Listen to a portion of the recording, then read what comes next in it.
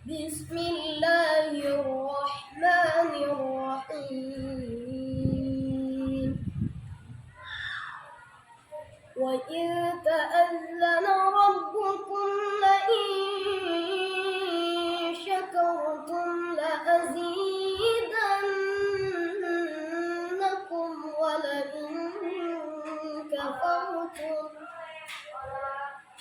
ولئن كفرتم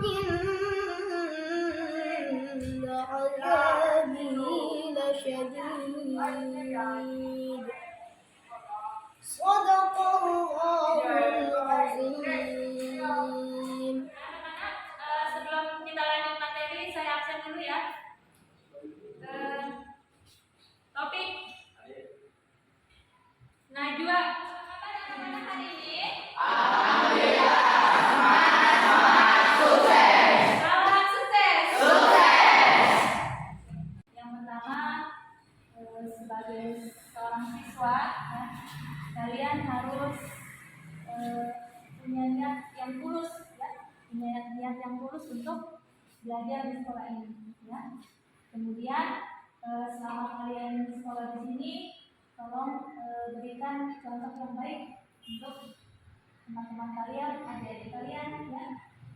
Kemudian sebagai seorang siswa, kalian harus belajar dengan sungguh-sungguh, ya. Ya anak-anak, jadi hari ini kita mempelajari tentang sujud sahwi, ya. Mungkin ada beberapa tujuan pembelajaran kita hari ini, ya. Yang pertama itu nanti setelah pembelajaran ini selesai, kalian bisa memahami apa itu sujud sahwi. Kemudian kalian mampu juga memahami ketentuan sujud sahwi, ya. Kemudian yang ketiga, kalian bisa mempraktekkan sujud sahwi. Itu tujuan dari pembelajaran kita hari ini. Selanjutnya, Ibu akan menyampaikan langkah-langkah pembelajaran kita hari ini. Jadi pembelajaran kita ini, Ibu mengambil model PBL, yaitu model pembelajaran based learning. Artinya di sini memakai model untuk memecahkan masalah, ya. Jadi problem based learning itu memecahkan permasalahan tentang sujud sahwi. Yang pertama, langkah-langkahnya itu adalah mengamati. Mengamati artinya kalian nanti bisa membaca materi tentang sujud sahwi. Kemudian selanjutnya bertanya. Artinya kalian yang tidak dipahami dari materi ini silakan ditanyakan. Ya, jadi anak-anak, hari ini Ibu akan menyampaikan garis besar materi tentang sujud sahwi. Jadi di sini nanti kita akan mempelajari tentang pengertian sujud sahwi, kemudian ada dasar hukumnya sujud sahwi, kemudian yang ketiga sebab-sebab sujud sahwi, kemudian yang keempat tata cara sujud sahwi, dan yang kelima adalah hikmah dari sujud sahwi. Jadi itu ya garis besar yang akan kita pelajari hari ini. Oke, sebelum Ibu lanjut ke materi sujud sahwi, Ibu mau bertanya nih, ya. Kira-kira ada yang tahu nggak apa sih sujud sahwi? Sudah pada belajar belum? Sujud sahwi, ada yang tahu? Juliansa, apa yang dimaksud dengan sujud sahwi? Sujud yang dilakukan ketika lupa atau ragu-ragu. Oke, jadi sujud sahwi itu adalah sujud yang dilakukan ketika lupa atau ragu-ragu dalam sholat. Ya. Kemudian pertanyaan kedua, sebab-sebab dari sujud sahwi itu apa sih? Ada yang tahu? Silakan. Ketika kita lupa atau ragu-ragu. Oke, jadi sebabnya adalah ketika kita lupa atau ragu-ragu di dalam sholat. Itu sebabnya, ya. Jadi anak-anak silakan perhatikan dulu ke depan. Ya, di sini ada sujud sahwi. Di situ pengertian dari sujud sahwi seperti yang disampaikan tadi temannya, ya. Jadi sujud sahwi itu adalah sujud yang dilakukan ketika lupa atau ragu-ragu, ya, di dalam sholat. Nah, kemudian dasar hukum. Nah, dasar hukum di sini diambil dari hadis riwayat Ahmad dan Muslim. Di situ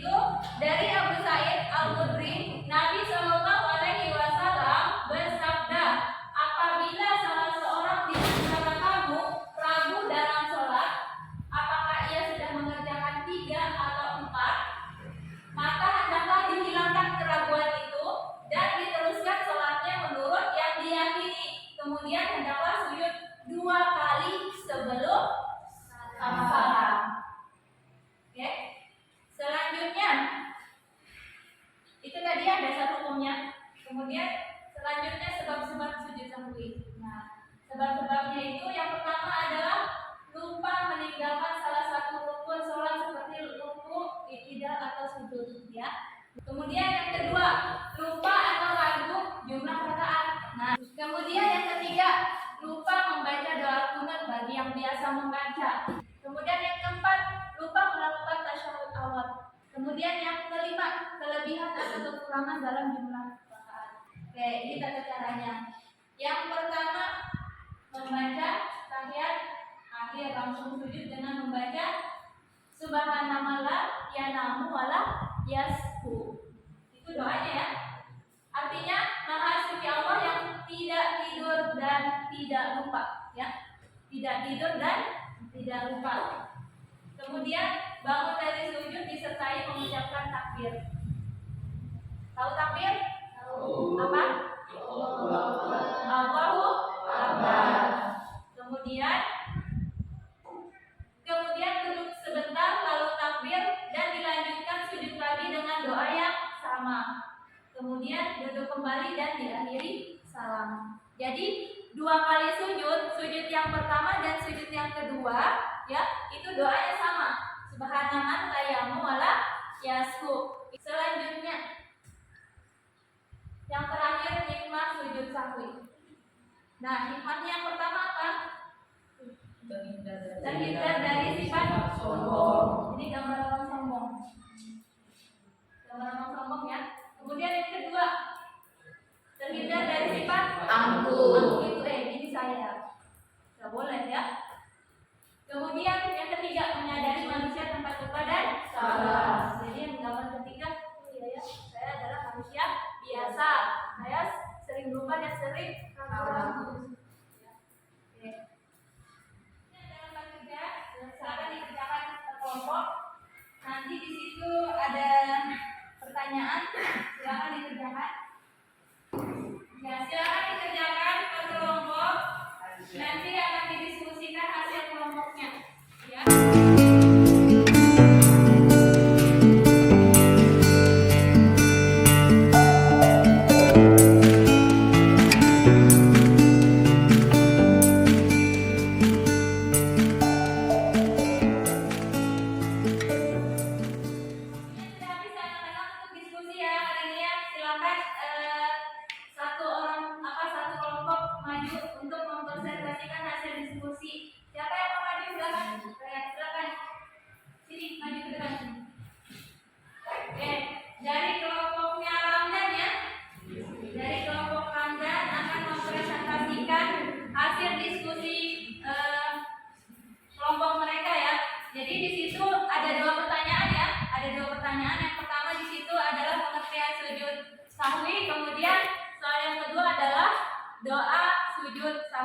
Silakan Ramdan.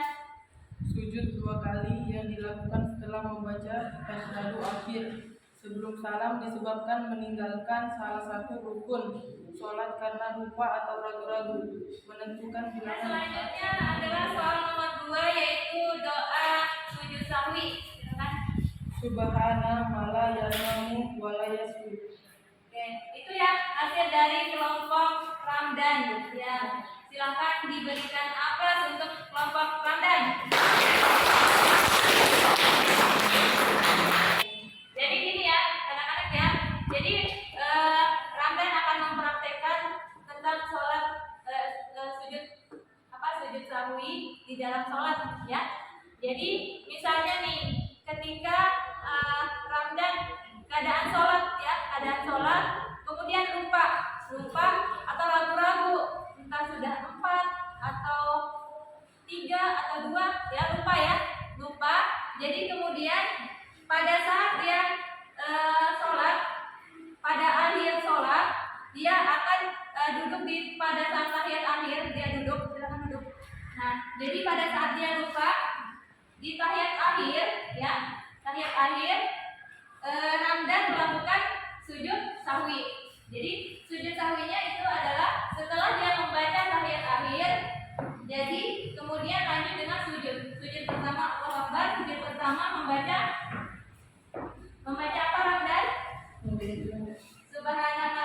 Subhanallah yanamu wala yasku.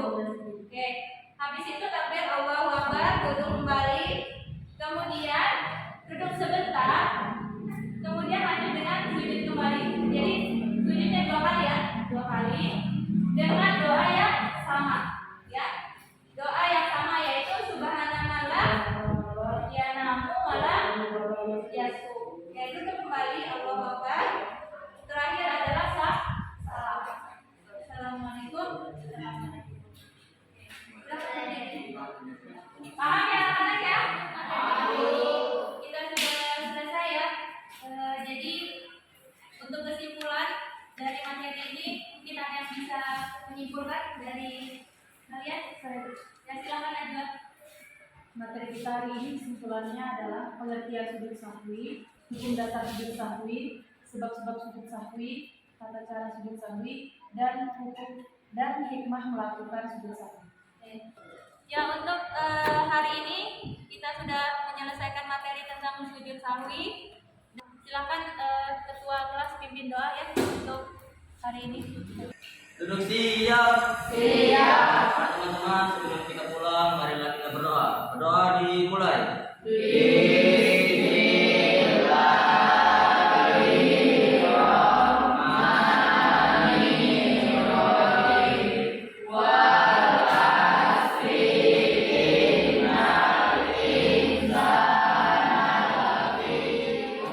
Dari Ibu, kurang dan lebihnya Ibu mohon maaf yang sebesar-besarnya. Semoga apa yang kalian pelajari hari ini ya bermanfaat dan bisa diaplikasikan ke kehidupan sehari-hari, bisa diamalkan dalam kehidupan sehari-hari ya. Mungkin cukup sekian dari Ibu. Wabillahi taufiq wal hidayah.